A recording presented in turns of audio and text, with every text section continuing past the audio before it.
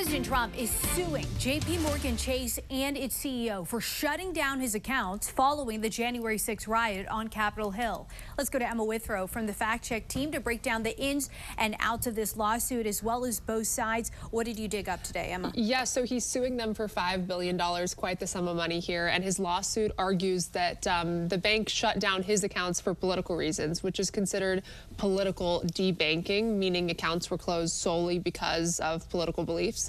Though JPMorgan has denied that it closed Trump's accounts for political reasons and suggested that the closures were actually because of federal rules and regulations. So we'll have to see how this plays out in court. Well, speaking of, aren't there regulations to prevent this sort of thing from happening? So there are rules, but they're really designed to protect the government from risk, not customers from being debanked. Agencies like the Consumer Financial Protection Bureau ban unfair, deceptive, abusive acts, but they don't force banks to keep accounts open. So as long as the bank follows its contract, gives notice, doesn't lie about the reason, it's generally allowed to remove a customer. All right, Emma, thank you. Later on, Emma will join us to dig deeper into debanking in general and the response from President Trump.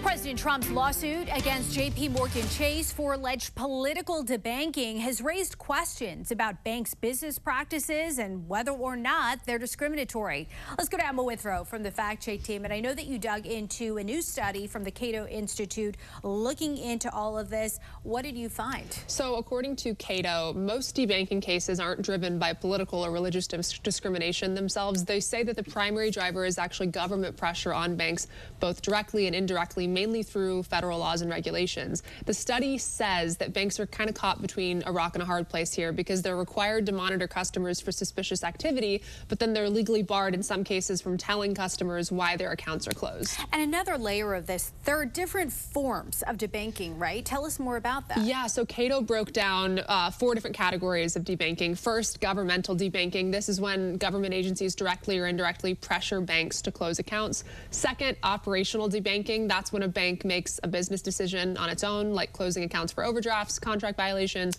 reputational concerns based on customer pressure, that type of thing. Third would be political debanking. This would mean closing accounts solely based on someone's political beliefs. And then fourth, religious debanking, which would be closing based on someone's, personal beliefs or religion. Well, on that last point, what about the claims that conservatives or even religious groups are being targeted? So the study cited some numbers that Reuters put together, and they found that out of 8,300 account closure complaints, they found only 35 that even mentioned politics or religion. So in high-profile cases, including President Trump's account closures following January 6th, Cato says that the context matters here because a lot of those closures coincided with active criminal or civil investigations and reports that federal law enforcement was kind of pressuring banks to close the accounts down. That's interesting. Emma, thank you. Thanks. We know you'll follow it through. Keep us posted. For more on this Fact Check team topic, including links to their sources, scan the QR code or visit thenationaldesk.com.